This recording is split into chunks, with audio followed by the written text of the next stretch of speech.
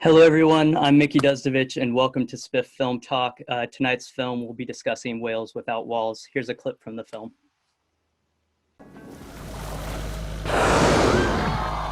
As the public ethic around keeping whales and dolphins in captivity changes, people are demanding that the shows stop and that the animals have an opportunity to live in more natural environments. Most of the animals today in captivity were born in captivity. So releasing them would be in many ways tragic because they do not have the skills to survive in the wild. The best solution is to build natural seaside sanctuaries where captive whales and dolphins can live in an environment as close to their natural habitat as we can provide. They'll have a sandy bottom with critters, fish, and crabs with whom to interact. They'll have birds on the surface to chase, and they will have space, More than 300 times more than the largest performance tank in captivity. The captivity industry is looking at us. The public has the power to end this suffering. Sanctuaries have been built for elephants, for gorillas, and big cats. And now is the time to create sanctuaries for whales and dolphins. There is another way. Here it is.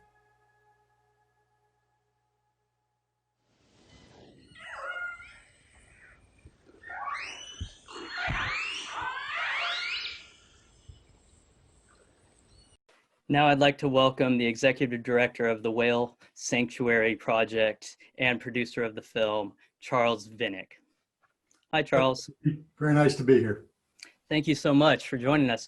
I was wondering if you could just start and tell us a little bit about the Whale Sanctuary Project. Yes, well, we're a nonprofit organization. We were formed in 2016, really with the mission of creating the first sanctuary in North America for whales and dolphins, particularly with a focus on belugas and orcas. They're the largest animals in the main. There are some other whales also in captivity of that size, but they suffer more than do some of the dolphins just because of the nature of their emotion, their intellect, if you will, and the like. So our focus is on them, looking at sites throughout North America, particularly in British Columbia, Washington State, and Nova Scotia, to create the first seaside sanctuary for whales and dolphins.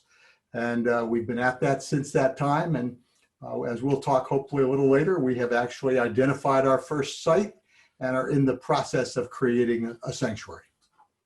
Wonderful. And now I want to talk a little bit about, so from my childhood, I was 10 years old, 1993, a movie comes out called Free Willy.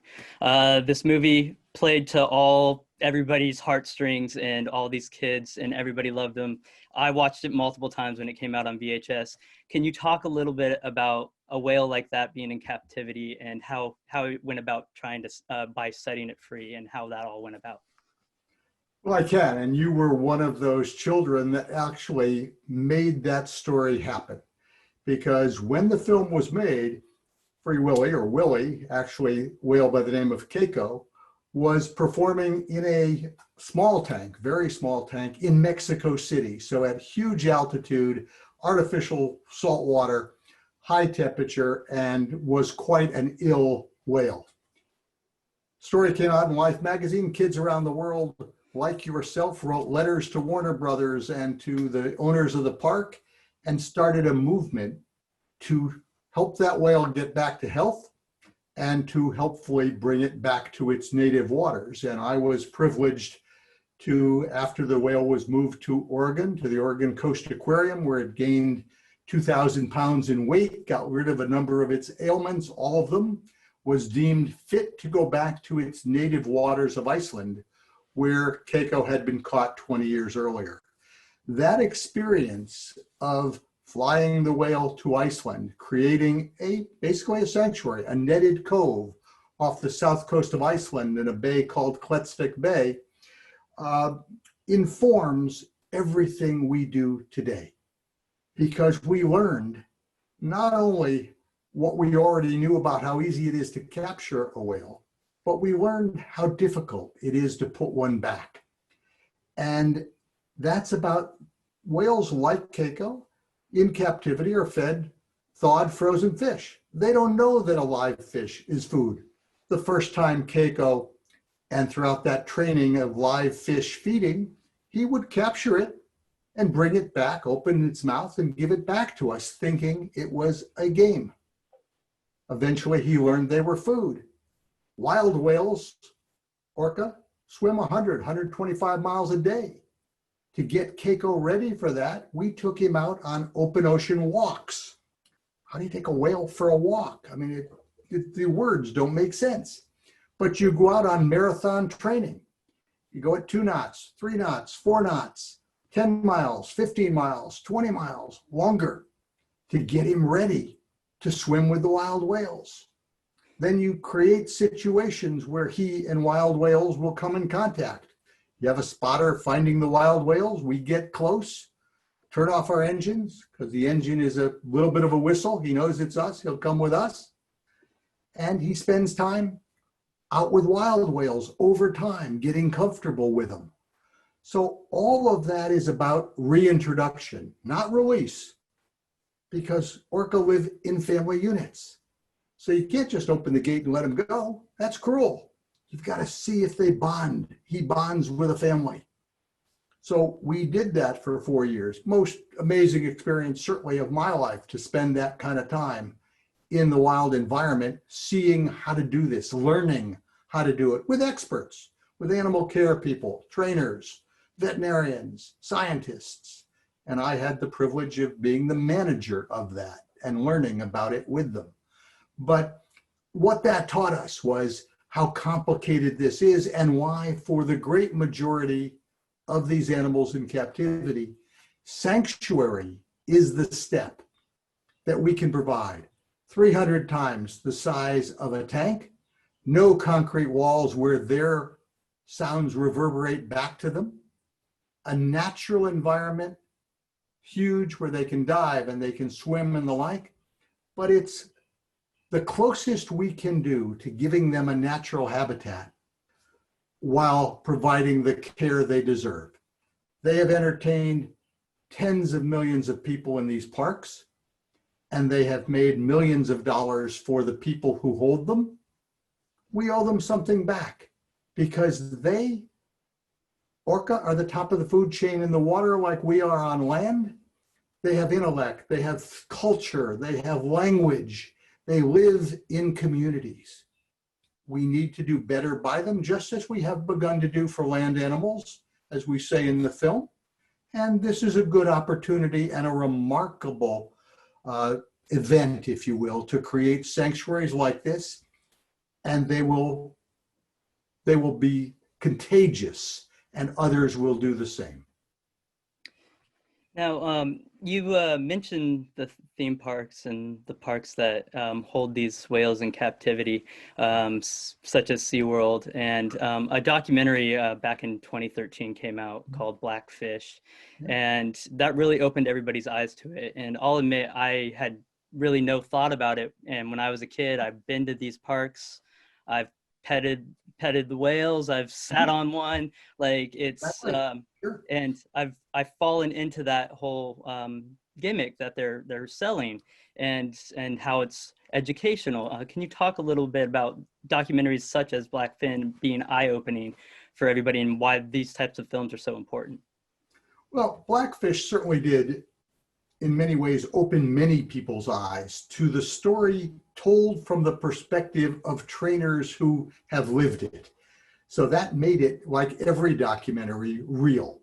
It wasn't a fictional story like Free Willy was. It was the story told as documentaries do. And it opened our eyes. It also got tremendous worldwide exposure.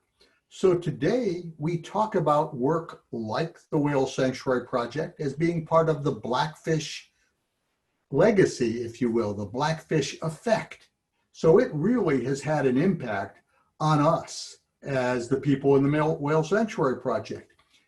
The National Aquarium in Baltimore, where they have dolphin, the director, the executive director of the National Aquarium, in the captive industry, has made a commitment to building a sanctuary for those dolphin in the Caribbean, and he's working on it.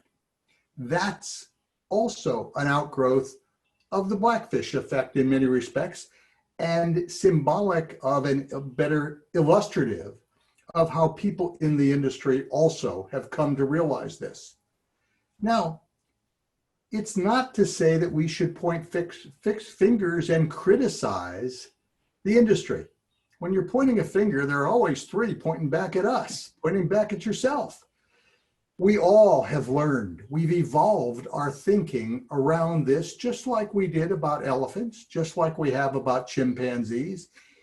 As we learn more, and now today, which didn't exist the same way when you were 10 years old, a family of 4 can go whale watching for less than it costs to go to many marine parks and see these whales in the wild. We have the technology today in a sanctuary and the like, or in the wild, with critter cams, underwater, above water video, so that we can broadcast action of the whales, their natural lives in an environment that is the wild, is open ocean or closed ocean. And it can be beamed back to those same theme parks with a big screen and be real education. So we have technology, we have knowledge that changes over time and enables us to do work like this. Now, let's talk a little bit about your film itself, Whales Without Walls. How did that project itself come about, and why did you decide to do such a short project? So short, but very powerful project. Well, we felt we needed the power of film to communicate a message in 5 minutes that if we did it on paper and we did it through lectures and the like, would take reams of paper and it would never be as effective as with every film. And we had the privilege of having Matt Stam work with us. Matt, is a filmmaker, if you will. And he works with Luis Hoyos on a lot of his projects like The Cove and so forth. And so that was a benefit. And then with our team of Lori and Michael, myself, we were able to work with Matt on the content, on the script. And then interestingly enough, some of the footage in that short film was shot for a long film, it's called Long Gone Wild, which the producers of that decided would be a sequel, a follow-on, the next stage of the story from Blackfish. So in that sense, I commend to the audience, take a look at Long Gone Wild. There's, I think, a link on our website to it. And that tells a story, but some of that footage was shot by them, of Lori and myself, that they allowed us to use in this short film.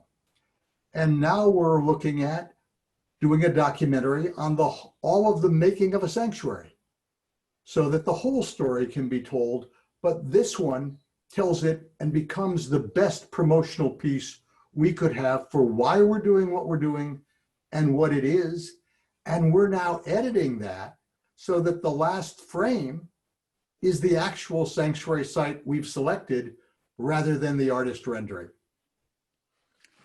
That's wonderful. We'll have to have you back after we have that new ending, and we'll show it to everybody.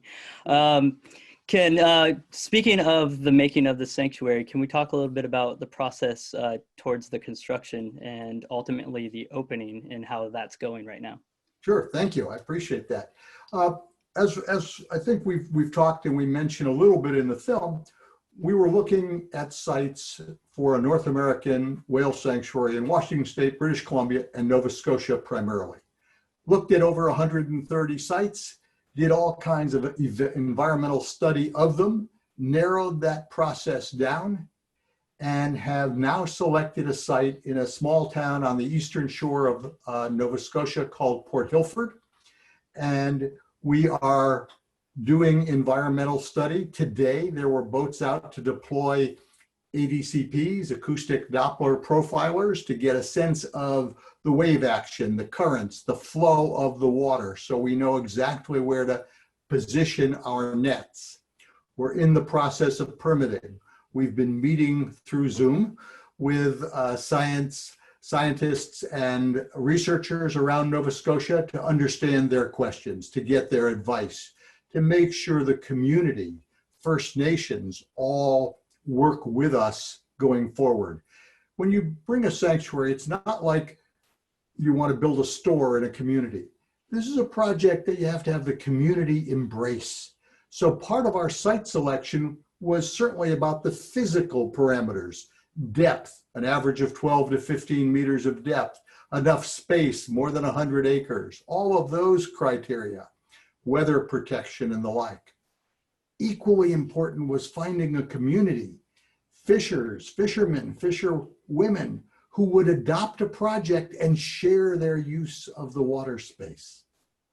Because it's their water space. They're making a living. We can't take that away. We've got to share it with the First Nations, with the community. And the community of Sherbrooke and Port Hilford basically adopted us. It's their sanctuary now, and hopefully we get to be part of it too. But it's that much of a relationship that's just critical. We couldn't be happier. I'd love to share an image of this of the site if we can do that.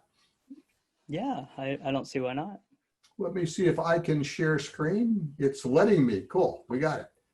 All right. So now the viewers and the audience can see this is Port Hilford Bay, a little beach up here at the top. We're on a, it's a small community. So 50 people is, it's not like here in Santa Barbara. If we get 50 people on a summer day, that's a lot on the beach.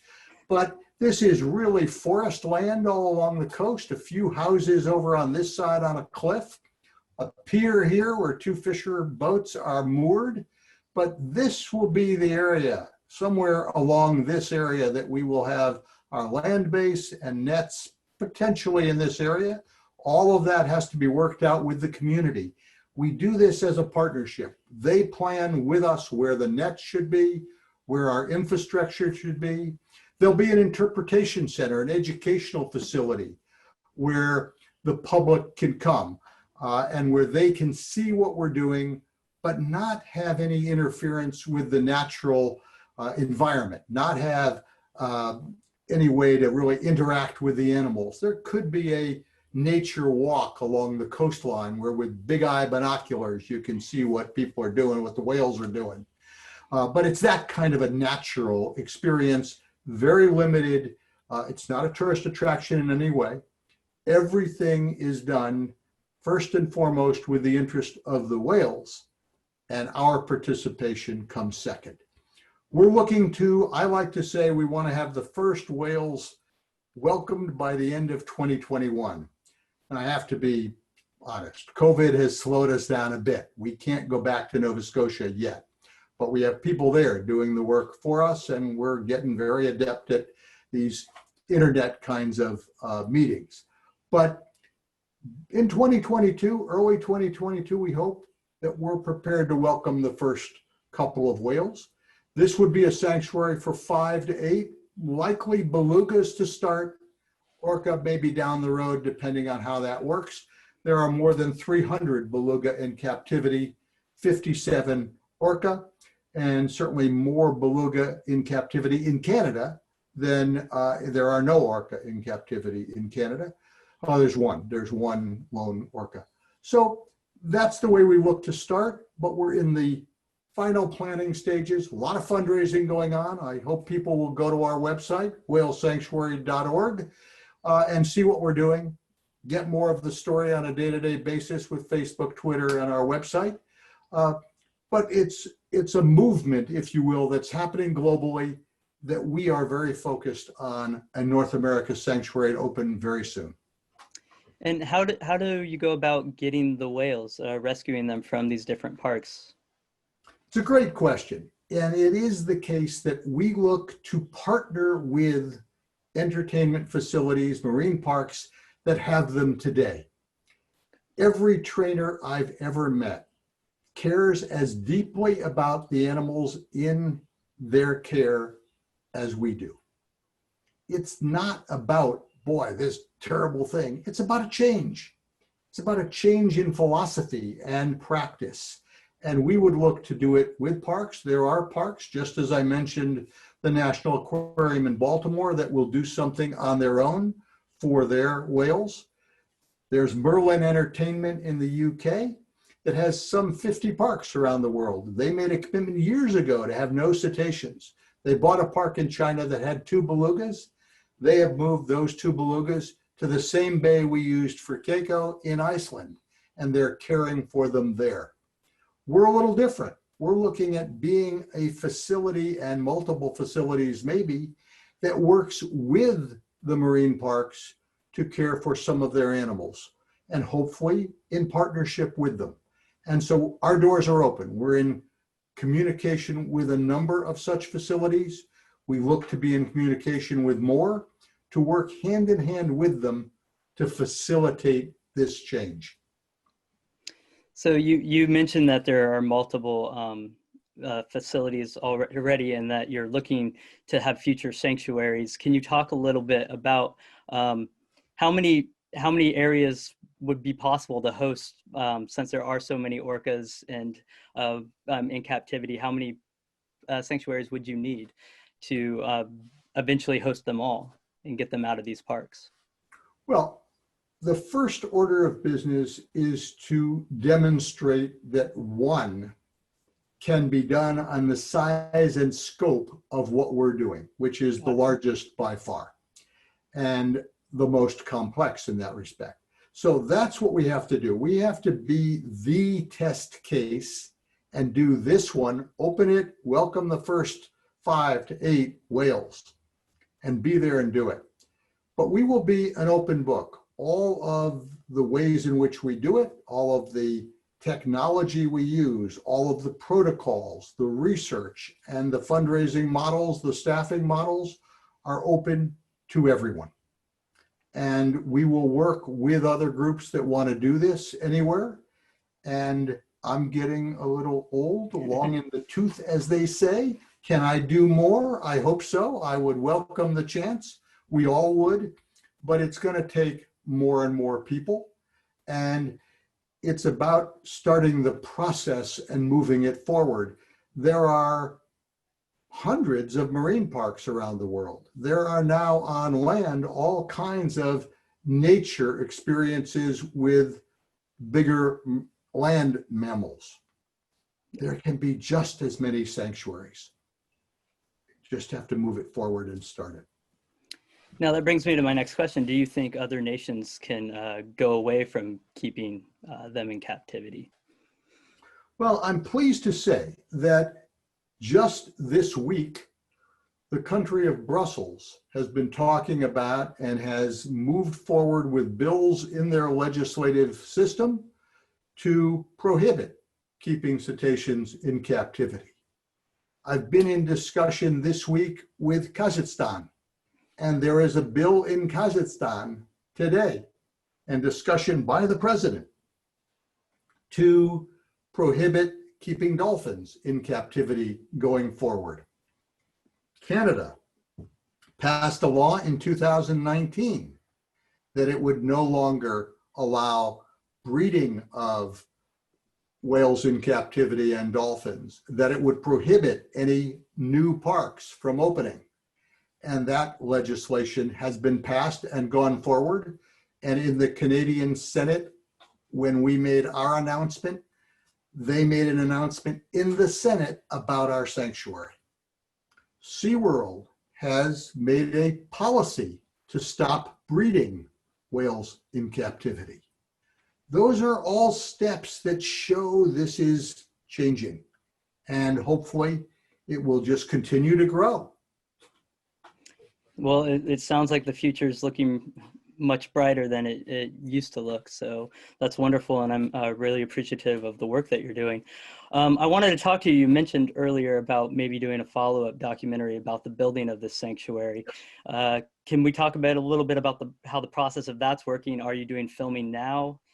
Is there any way of filming right now, or are you going to start that process later on? Well, it's, you know, as you know, as someone who works so much in this industry, you have to be thinking ahead. I mean, if we miss the imagery we have today, you can never get it back in a documentary. Yep. So we have been, just today, they were filming the ADCP boats going out to deploy the ADCPs, the acoustic Dopplers. We've been filming all of that work. We have been filming this site with drones every time we're out. Today, when all my work with Cousteau over 40 years, you had to have a helicopter to do almost anything. Just this week, I know of footage happening with the blue whales out here in the bay or out here in the channel, Santa Barbara, trying to get footage of the blue whales with drones. That technology didn't exist before. So we're doing all of that right now to be sure that we capture what we can. You don't want to have missed the quote, the money shot or the money shots because you weren't thinking about it. So we have been doing that. We're in discussion with, and I'm pleased to say we've been approached by some of the major film production companies to do a film hand in hand with them. And we're trying to figure out, do we make this film on our own? Which, we're not as expert at that as other companies are. How do we do a partnership with them that gives us the rights to do and use material in social media as we need to build our following, to raise money, and still have the shots that the film needs to have without them having been given away in advance? So all of those, as you know, and as so many of your viewers know, are part of the filmmaking process that we have to figure out along the way and plan for the best film while also doing the work we need to do well. So a challenge you have at a time like this is, let's say we're having a consultation with a First Nation group. Do we bring a camera into the first meeting with a First Nation group, and culturally, is that appropriate? And how do we make that kind of a decision for the film, for our work, and most importantly, for the First Nation group with them? How do we decide that? We had town meetings up and down Nova Scotia. Do you bring cameras into the room, or does that change the nature of the town meeting by the presence of the cameras? So for the first 10 minutes, sure, it changes it. And everyone forgets after a while, it's okay. But those kind of decisions are filmmaking decisions, and they're practical decisions about the business of the work, about the work. So you got to make them. But we're doing that every step of the way, because it's critically important that there be a documentary to tell how this gets done. Maybe some crisis will happen along the way. Well, that's important learning to carry forward and to have on film, and film alone does that. The stories, the books, and the like, they can tell it. It's different. You need both. Well, I'm very excited to see what you guys come up with, and I look forward to the future film that's being made, and I truly look forward to hearing more about the sanctuary and checking in on it and seeing the process. And once you have those first few whales released there, I can't wait to hear all about it. So I want to thank you, Charles, for joining us tonight, and thank you to everybody out there watching. And please look into this on their website. Thanks. Mickey, I really appreciate being with you. Certainly the website, whalesanctuary.org, but hopefully we'll do this film and we'll premiere it at the Santa Barbara Film Festival, just like we did the short film. So we all look forward to being together again. Sounds great, Charles. I hope that happens in the future. Take care, and thank you again. Thanks very much. Wonderful to be with you and to be with your audience. Thanks.